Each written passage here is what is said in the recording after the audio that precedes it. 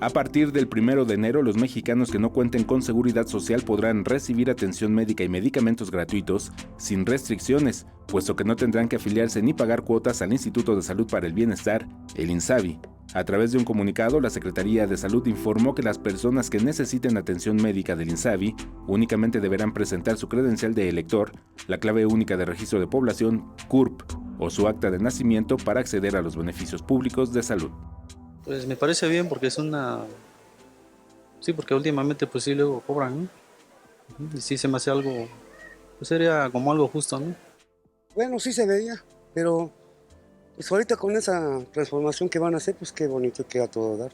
Ahorita sí he pagado unos estudios. No, sí los hicieron aquí en el hospital, pero sí me los cobraron. El objetivo del nuevo sistema es dar cobertura médica de manera gratuita a más de 20 millones de mexicanos que en la actualidad no cuentan con seguridad social. Tendrá bajo su control recursos financieros, humanos y materiales para otorgar el beneficio a la población y sustituye al ya extinto Seguro Popular. El INSABI inicia funciones este 2020 como un órgano descentralizado de la Secretaría de Salud y los servicios que ofrecerá serán bajo criterios de universalidad, igualdad e inclusión.